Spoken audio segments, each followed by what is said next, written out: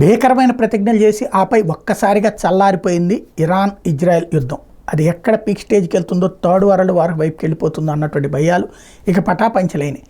వాస్తవంగా ఇరాన్ మొన్న ఇరాన్లో సిరియాలో ఉన్నటువంటి ఇరాన్ రాయబార కార్యాలయం మీదన మొన్న మధ్యన ఇజ్రాయెల్ దాడి చేసి 7గురిని ఇరాన్కి సంబంధించినటువంటి సైనికాధికారుల్ని కాల్చి చంపినటువంటి ఘటనతో, మిస్సైల్తో దాడి చేసి చంపినటువంటి ఘటనతో ఉద్రిక్తతలు ఆరంభమైనాయి. ప్రతీకారం తీర్చుకుంటామని చెప్పినటువంటి ఇరాన్ మిస్సైళ్ల డ్రోన్లతో పెద్ద ఎత్తున దాడులకు పాల్పడింది.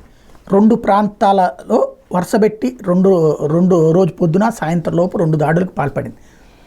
అయితే వాటన్నిటిని మధ్యలోనే ఆపేసింది అమెరికా కావచ్చు, బ్రిటన్ కావచ్చు, ఈవెన్ ఇజ్రాయెల్కి సంబంధించినటువంటి ఎయిర్ డిఫెన్స్ సిస్టమ్స్ కావచ్చు.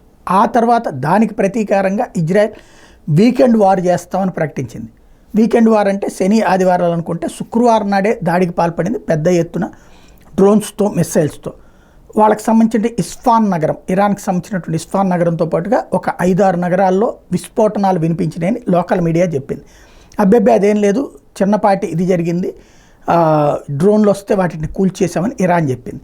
బట్ ఇజ్రాయెల్ ఇక దాని మీద నోరు మెదపలేదు. ఇజ్రాయెల్ అయితే దాడి చేసినట్టు చెప్పలా, తమ ధ్వంసమైనట్టు చెప్పలా. సీన్ కట్ చేస్తే యుద్ధం ఆగిపోయింది. ఇద్దరు వీకెండ్ అయిపోయింది. ఇప్పుడు ఎవరు దాడులకు పాల్పట్టలేదు. ఇజ్రాయెల్ వెళ్ళి ఇప్పుడు రఫా లాంటి చోట్ల దాడులకు దిగుతోంది. తద్వారా ఇరాన్ ఇజ్రాయెల్ యుద్ధాన్ని అమెరికా తెర వెనక నుండి ఆపిందా, లేకపోతే ఈ యుద్ధం తీవ్రతరమైతే తమ 2 దేశాలు నాశనం అవుతాయని భయపడి ఇద్దరు అగ్రనేతలు ఆపుకున్నారా అన్నది భవిష్యత్తులో చర్చ జరిగే అంశం.